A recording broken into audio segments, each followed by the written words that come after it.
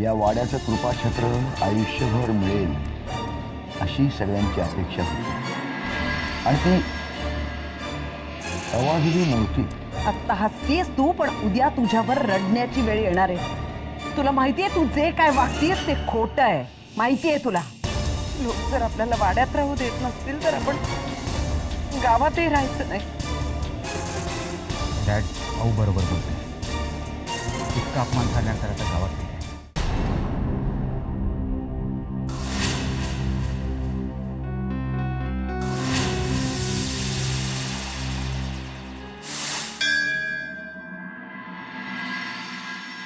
देवी आता कधीच कौल देणार नाही.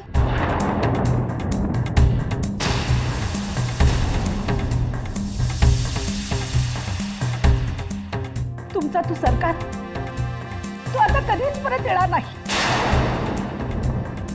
कारण ते पाहून गेले. हे बघा बाई, इथे मंदिरामध्ये चार चौघात तमाशा नको म्हणून मी तुम्हाला काही बोललो नाही. पण तुम्ही ज्या तऱ्हेने अक्कादांवर आरोप करताय, ज्या हक्काने या वाड्यात घुसायला बघताय, काय संबंध आहे तुमचा या वाड्याशी? तुम्हाला वाईट वाटेल, पण हाच प्रश्न मी तुम्हाला विचारला तर काय संबंध तुमचा या वाड्याशी? तुम्हाला खोटं वाटेल, पण या वाड्याची मालकी मी आनंदीबाई दिवलकर आणि या गावाची इथं अक्कादांच्या नावाची नोंद आहे, पण वहिवाटदार म्हणून. पण मालक म्हणून आनंदीबाई दिवलकर हेच नाव आहे.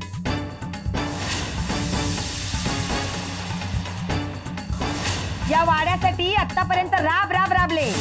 अशा ऐऱ्या गैऱ्या लोकांनी यावं आणि वाड्यावर हक्क दाखवावा. म्हणजे हा वाडा काही धर्मशाळा नव्हे. जोपर्यंत ही बाई तिथून हलत नाही तोपर्यंत मीही इथून हलायची नाही. चित्रा, जा जाऊ सांग तिला, म्हणावं आयत्या पिठावर रेघोटे मारू नकोस. उलट माझी इच्छा आहे की तुम्हीच या वाड्यातून जावं. हो बाई, का अंत पाहता तुम्ही आमचा? तुम्ही जर गेला नाहीत ना तर या वाड्याबाहेर ढकलून बाहेर काढू. या वयात मला ढकलून बाहेर काढला का तर मी माझ्या वाड्याचा ताबा मागते म्हणून. तुम्ही घाबरू नका, आता त्या लोकांचे दिवस भरत आलेत. गावकऱ्यांना पण कळतंय, ते काय डोळे झाकून बसले नाहीत. त्यांचा पापाचा गाडा भरू द्या, मग बघतो आम्ही त्यांना. मंडळी, पंचांचा निर्णय झालाय. वाड्याची मालकी आनंदीबाईंची आहे, हे दोन्हीही बाजूला मान्य आहे. तेव्हा मालकीबद्दल वाद असण्याचा प्रश्नच राहिलेला नाहीये.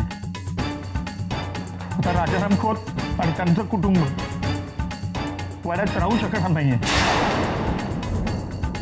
पंचांनी निर्णय घेतलाय तर त्यांनी ताबडतोब वाडा सोडावा.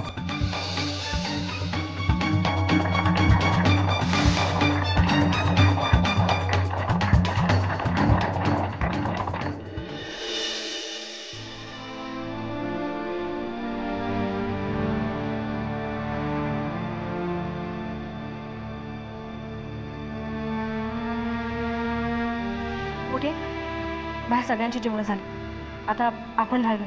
चला जेवण घेऊ. नको मोठे आयोग काय आत्या ए काही उत्तरे समजाव ना. सगळं गार झाल्यावर काय जेवणार? हा चला बघ जेवण घेऊ. मोठे असं जेवणावर राग करून काही होणार आहे का? हा नाही झालं ते झालं. जेवणावर राग नाही ग चित्रा, पण इच्छाच नाही जेवायची. शरीरानं वाड्याबाहेर पडलो ना तरी मन अजून वाड्यातच खिरट्या घालतंय.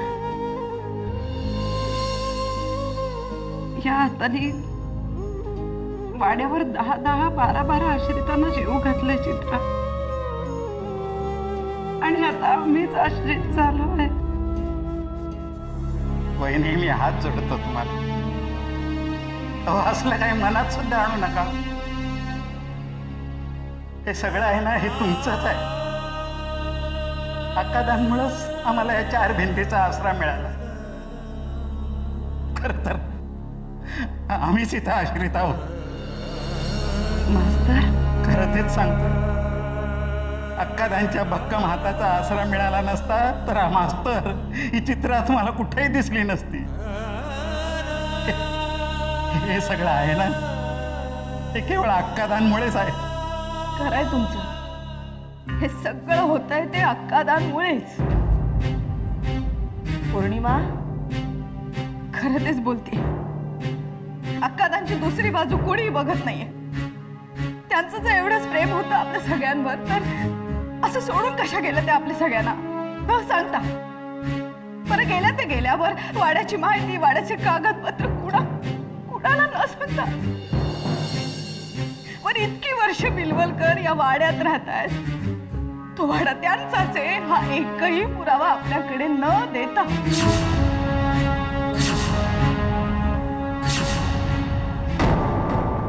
खरंच आजोबा, मलाही प्रश्न पडलाय. आपल्याकडे काहीच कशी कागदपत्र नाही येतो. त्यामुळे अक्कादांच्या मनात आपल्याबद्दल किती प्रेम आहे याबद्दल मनात नाना शंका येतात. पौर्णिमा, हे बघ आता या असल्या शंका घेण्यात काही अर्थ आहे का? हं? चला, पानं वाढली. किती वेळ हिला ताटकळत घेऊन बसणार आहेस? चला जेवून घ्या सगळे. चला. त्या पोरासारखंच असायला हवं होतं ना.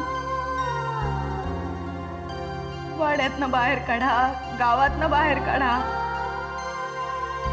याला कशाची खंत नाही.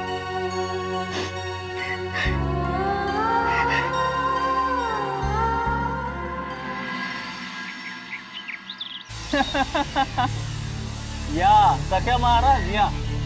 अरे तुम्ही इकडे बसून चहा पिताय, तिकडे बिवलकर कुटुंब गाव सोडून जायच्या तयारीत आहे. अरे खरंच असणार, नाहीतरी आता कोणत्या तोंडाने गावात राहणार होते ते? अरे तुम्हाला काय पडली आहे? मसनात जाऊन दे ना ते. अरे पण आपल्या तोंडाला पानं पुसून चाललेत ना ते. का रे, तुझं काय खाल्लं त्यांनी?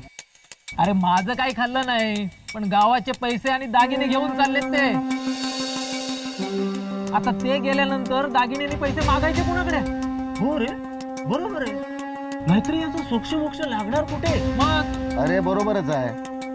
आपणच त्यांना विचारत नाही म्हटल्यावर त्यांना फावणारच आहे. नाही तसं नाही.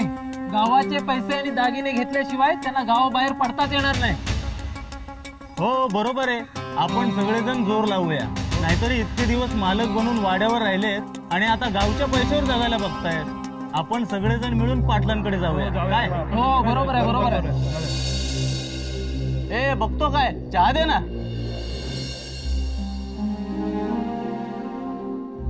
काका तुम्ही ते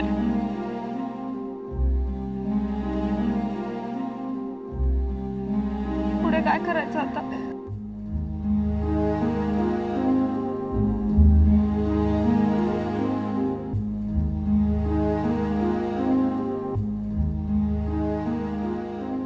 मोठी आई,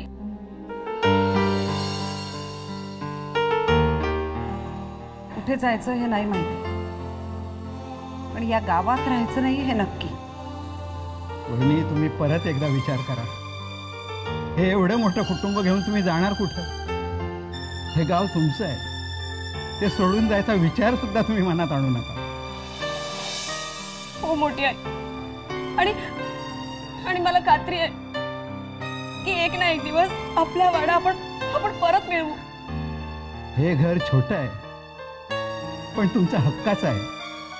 तुम्ही वाटेल तितके दिवस इथं राहू शकता.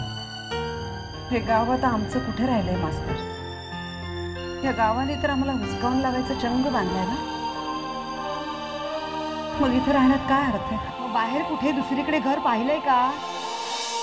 कुठे जाणार आपण? रस्त्यावर राहणार का? मला वाटतं आपण तालुक्याला जाऊ. तिथं आपलं एक छोटंसं घर आहे. छोटं आहे पण डोक्यावर छप्पर तरी मिळेल. अगदी रस्त्यावर राहायला नको. शिवाय माझ्या प्रॅक्टिसच्या दृष्टीने मला ते सोयीचं पडेल. बरोबर बोलतोय डॅड. आपण तालुक्याच्याच घरी जाऊ, म्हणजे मलाही एखादा जॉब बघता येईल, थोडे पैसेही मिळतील. काय बोलतोयस तू? वाड्याच्या बाहेर नाही पडलात तर लगेच स्वतःपुरती विचार करायला मोकळे झाला? म्हणतात ना, सारा गाव मामाचा आणि एक नाही कामाचा. आत्या, मी सगळ्यांचा विचार करूनच बोलतोय. हो, सगळ्यांचा विचार करून बोलतोस. माझ्या सज्जनचा जरा तरी विचार केलास का? तो इथे आल्यावर कुठे शोधेल आपल्याला? आत्या, तो काय लहान बाळ आहे का की त्याला दिलेला पत्ता सुद्धा सापडणार नाही? मूर्ख आहे का तो?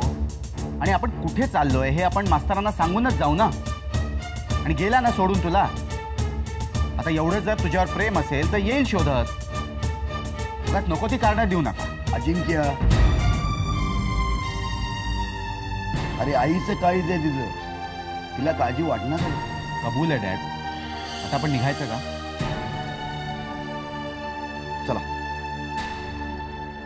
निघायची तयारी करा.